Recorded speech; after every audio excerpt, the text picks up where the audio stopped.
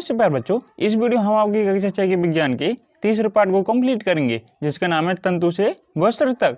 इस पूरे पार्ट में हम ये जानेंगे कि तंतु क्या होता है, तंतुओं से तागा किस प्रकार बनता है और तागों से वस्त्र किस प्रकार बनता है। तो देखिए, तंतु से वस्त्र तक। तो तंतु क्या होते हैं? देखिए, कोई भी वस्त्र आपने देखा हो उसका निर्माण होता है धागों से। धागों को क्या कहते हैं? तागे। तो वस्त्रों का निर्माण तागों से होता है और वो तागे भी किससे बने होते हैं? तंतु से। तो तंतु किसे कहेंगे? तंतु तागों की पतली लड़ियां भी और अधिक पतली लड़ियों से मिलकर बनी होती हैं, जिन्हें तंतु कहते हैं। यानी कोई भी तागा है वो महीन सूक्ष्म रेशों से बना होता है, उन्हीं रेशों को क्या कहते हैं? तंतु। तो आपने जितने भी धागे तागे देखे होंगे उनमें महीन रेशे देखे होंगे, उन्हीं रेशों क्या कहते हैं? तंतु। तो तंतु को रेशा कहते हैं। अभी हमने तंतु क्या है यह जाना है। अब देखिए तंतु के प्रकार। देखिए, तंतु दो प्रकार के होते हैं, एक प्राकृतिक तंतु, एक कृत्रिम या संश्लेषित तंतु। इसी को मानव निर्मित तंतु भी कहते हैं। तो देखिए, प्राकृतिक तंतु किसे कहेंगे? यानी सीधे प्रकृति से प्राप्त होने वाले तंतु प्राकृतिक तंतु कहलाएंगे। दूसरे कृत्रिम या संश्लेषित तंतु, इन्हें किसे कहेंगे? जो मानव द्वारा बना ऐसे तंतु कृत्रिम तंतु कहलाएंगे। तो देखिए, पहला है प्राकृतिक तंतु। पौधों और जंतुओं से प्राप्त होने वाले तंतु प्राकृतिक तंतु कहलाते हैं। चाहे पौधों से प्राप्त हो, चाहे जंतुओं से या वनस्पति से, तो इनसे प्राप्त होने वाले तंतु प्राकृतिक तंतु कहलाएंगे, क्योंकि सीधे प्रकृति से प्राप्त हो रहे हैं। इसके उदाहरण देखिए, जैसे रुई, जूट।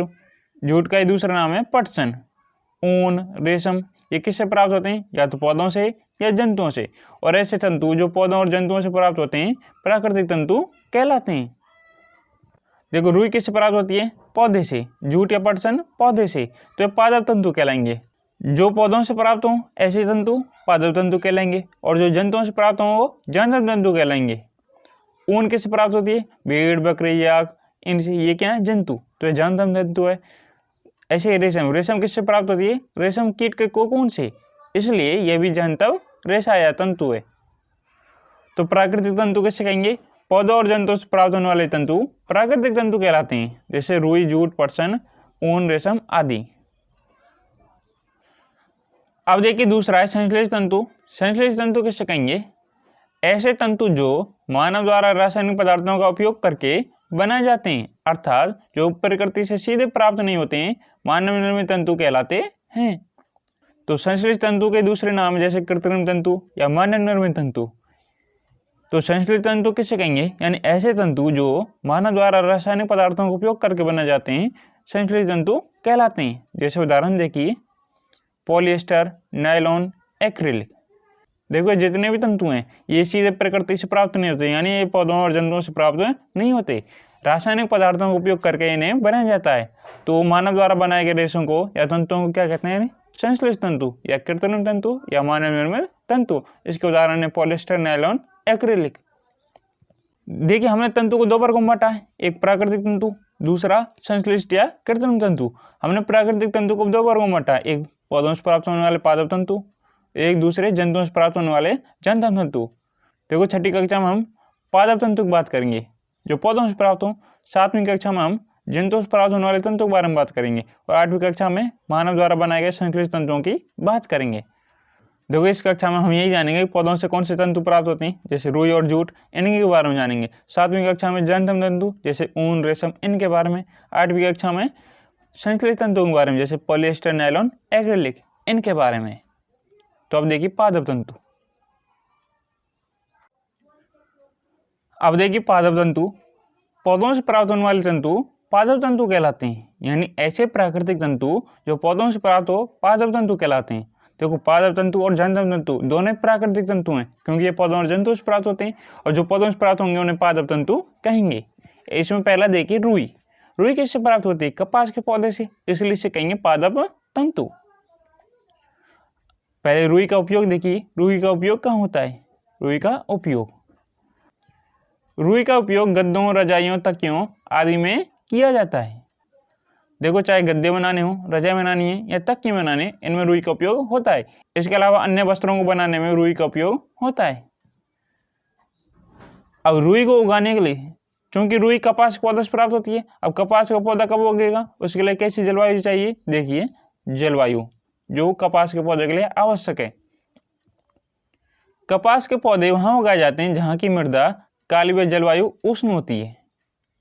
यानी जो कपास है इसके पौधे कहाँ उगाए जाते हैं, जहाँ की मिट्टी काली हो और जलवायु थोड़ी सी उष्ण हो, यानी थोड़ी सी हल्की गर्म हो। यह अन्य मिट्टी और अन्य स्थानों में उगाई जा सकती है, लेकिन इसके लिए जो अनुकूल जलवायु है वो कैसी है, उष्ण, और मिट्टी कैसी चाहिए, काली। अब देखिए इसके कौन कौन से राज्य हैं जहाँ कपास उगाई जाती है। राज्य जिनमें कपास उगाई जाती है जैसे गुजरात, महाराष्ट्र, आंध्र प्रदेश, मध्य प्रदेश, हरियाणा, पंजाब, राजस्थान, तमिलनाडु। इसके राज्य हैं जहाँ ये उगाई जाती है, गुजरात, महाराष्ट्र, आंध्र प्रदेश, मध्य प्रदेश, हरियाणा, पंजाब, राजस्थान, तमिलनाडु। इन्हें आप याद कर लें। अब देखिए आगे, अब इस पॉइंट को देखिए, कपास गोलक। कपास गोलक क्या होता है, जो आपने कपास का पौधा देखा उसमें जो फल लगता है उसको क्या कहते हैं, कपास गोलक। कपास पादप के फल को कपास गोलक कहते हैं, यानी जिसमें बीज लगते हैं वो फल से क्या कहलाता है, कपास गोलक। पूर्ण परिपक्व होने पर बीज टूटकर खिल जाते हैं, यानी जो कपास गोलक है ये खिल जाता है, इसमें से बीज निकल आते हैं, उन्हीं बीजों को कहते हैं बिनोला। तो इसी के बीजों क्या कहते हैं, बिनोले, और बिनोलों को भैंसों को खाने में दिया जाता है। अब देखिए चयन, यानी कपास गोलक से कपास को कैसे अलग करेंगे। कपास गोलक से कपास को साधारणतया हस्तचयन द्वारा प्राप्त किया जाता है। देखो कपास गोलक खिल गया, उसमें बीज है, रुई भी है, तो रुई को कैसे अलग करेंगे, हाथों द्वारा, यानी हस्तचयन द्वारा। तो कपास गोलक से कपास को साधारणतया हस्तचयन द्वारा प्राप्त किया जाता है। अब अगला पॉइंट है कपास ओटना। अब बीजों को अलग करेंगे, तो देखिए कपास से बीजों को कंकतन द्वारा पृथक करना कपास ओटना कहलाता है।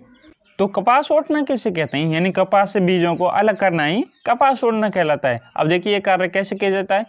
आजकल कपास ओटने के लिए मशीनों का उपयोग किया जाता है, यानी आजकल मशीनों का उपयोग करने लगे हैं। पहले हाथों से कपास ओटी जाती थी, पहले हाथों से कपास ओटी जाती थी, यहाँ आपको कपास लिखना है। आजकल तो मशीनों का उपयोग करने लगे हैं बीजों को अलग करने में, लेकिन पहले हाथों से ही कपास को ओटा जाता था, यानी बीजों को हाथों से ही अलग करते थे। देखो अभी तक हमने रुई के बारे में जाना है कि रुई कपास के पौधे से प्राप्त की जाती है। रुई का उपयोग जाने हैं, जैसे गद्दों, रजाइयों, तकियों के निर्माण में। इसके लिए अनुकूल जलवायु चाहिए, जैसे उष्ण जलवायु और काली मिट्टी। इसके बाद हमने जाना जिन राज्यों में कपास उगाए जाते हैं। इसके बाद हमने जाना कपास गोलक क्या, जो कपास पादप का फल है उसे क्या कहते हैं, कपास गोलक। अब ये बीज टूट कर खिल जाते हैं, इनको हाथों से अलग करते हैं, इसे कहते हैं कपास ओटना। तो रुई के बारे में हमने इतना ही जाना है। रुई क्या है, पादप तंतु। अब दूसरा तंतु जानेंगे जूट के बारे में, जिसका दूसरा नाम है पटसन। अब देखिए दूसरा पादप तंतु है जूट। इससे पहले मैंने जाना रुई के बारे में, तो जूट का दूसरा नाम है पटसन। तो अब देखिए जूट, पटसन तंतु को पटसन पौधे के तने से प्राप्त किया जाता है। तो हम पढ़ रहे हैं तंतु, तो जूट का जो तंतु है यानी पटसन का जो तंतु है उसे पटसन पौधे के तने से प्राप्त किया जाता है। अब इसे कब उगाया जाता है, वर्षा ऋतु में, और कपास को भी वर्षा ऋतु में उगाया जाता है। तो जूट और रुई दोनों को ही वर्षा ऋतु में उगाया जाता है, और ऐसी फसलें जिन्हें वर्षा ऋतु में उगाया जाए उन्हें कहेंगे खरीफ फसलें। तो दोनों कैसी फसलें हैं, खरीफ फसलें। ये कौन कौन से राज्य में उगाई जाती है उन्हें देखिए। राज्य जिनमें जूट उगाई जाती है यानी पटसन को उगाया जाता है, पश्चिम बंगाल, बिहार, असम, इन राज्यों में पटसन उगाई जाती है, जिसे हम पटसन तंतु को प्राप्त करते हैं। अब कैसे प्राप्त करते हैं देखिए। सामान्यतः पटसन फसल को पुष्पन अवस्था में काटते हैं, यानी जैसे पटसन फसल में फूल लगते हैं तब हम इसे काट लेते हैं। फसल कटाई के पश्चात पादप के तनों को कुछ दिनों तक जल में डुबाकर रखते हैं। फसल काटने के बाद पटसन के पादप के तनों को कुछ दिनों तक जल में डुबाकर रखा जाता है, जिससे तने गल जाते हैं और उन्हें पटसन तंतु से हाथों द्वारा पृथक कर दिया जाता है। तो पटसन के पौधे से पटसन के तंतु किस प्रकार प्राप्त किए जाते हैं। जब पटसन की फसल में फूल आ जाते हैं तब उन्हें काट लेते हैं। काटने के बाद उस पादप के तनों को जल में डुबाकर रखा जाता है, जिससे उनके तने गल जाते हैं और उन गले हुए तनों से तंतुओं को हाथों से अलग कर लेते हैं। इस प्रकार पटसन के पौधे के तने से पटसन तंतु को प्राप्त किया जाता है। और किन किन राज्यों में उगाई जाती है, पश्चिम बंगाल, बिहार, असम में। और इसे कब उगाया जाता है, वर्षा ऋतु में। तो अभी तक हमने दो पादप तंतुओं की बात की है, रुई और जूट के बारे में। अब इन तंतुओं से तागा बनाएंगे, फिर तागों से क्या बनेंगे, वस्त्र। तो देखिए देखो अभी हमने रुई और जूट इनके तंतु प्राप्त किए हैं। अब इन तंतुओं से तागा बनाएंगे, इसी प्रक्रिया क्या कहेंगे? कताई। कताई, तंतुओं से तागा बनाने की प्रक्रिया को कताई कहते हैं। यानी कताई किसे कहेंगे? तंतुओं से तागा बनाने की प्रक्रिया कताई कहलाती है। यानी तंतुओं को आपस में मिलाएंगे, उन्हें ऐंठेंगे, उससे उन्हें क्या बनाएंगे? तंतुओं से तागा बनाएंगे। तो तंतुओं से तागा कैसे बनाते हैं? देखिए, इस प्रक्रिया में रुई के एक पुंज से रेशों को खींचकर ऐंठते हैं। ऐसा करने से रेशे पास पास आ जाते हैं और तागा बन जाता है। यानी इसके लिए क्या करेंगे? दो से अधिक तंतुओं को आपस में मिलाएंगे, उनके एक सिरे को खींचकर ऐंठेंगे। ऐंठने से उनमें बल पड़ेगा और वो आपस में पास पास आ जाएंगे और तागा बन जाएगा। यह तो आपने बना भी रखा होगा। तो तंतुओं से तागा बनाने की प्रक्रिया कताई कहलाती है। इस प्रक्रिया में रुई के एक पुंज से रेशों खींचकर ऐंठते हैं। ऐसा करने से रेशे पास पास आ जाते हैं और तागा बन जाता है। अब देखिए, तंतुओं से तागा बनाने के लिए कौन सी युक्तियां काम में ली जाती हैं, यानी कताई के लिए कौन कौन सी युक्तियां प्रयोग की जाती हैं। तो देखिए, हस्ततकुआ, जिसका दूसरा नाम है तकली, या तो हस्ततकुआ या तकली का उपयोग किया जाता है। दूसरा है चरखा। तो कताई के लिए कौन कौन सी युक्तियां उपयोग में ली जाती हैं? जैसे हस्ततकुआ या चरखा। और बृहत स्तर पर यानी बड़े स्तर पर मशीनों का प्रयोग किया जाता है। ये तो छोटे स्तर पर हैं, लेकिन बड़े स्तर पर कौन है? मशीनों का प्रयोग। तो तंतुओं से धागा बनाने के लिए या तो हस्ततकुआ का प्रयोग करते हैं या चरखा का, और बड़े स्तर पर मशीनों का। ये तो हमने जाना तंतुओं से धागा किस प्रकार बनाया जाता है। अब धागों से वस्त्र बनाएंगे। तो देखिए, अभी हमने तंतुओं से ताग बनाया, अब देखिए तागों से वस्त्र बनाएंगे। तागों से वस्त्र बनाने की प्रक्रिया कहेंगे बुनाई। तो बुनाई कैसे कहेंगे? तागों से वस्त्र बनाने की प्रक्रिया बुनाई कहलाती है, जिसका दूसरा नाम है वीविंग या बंधाई।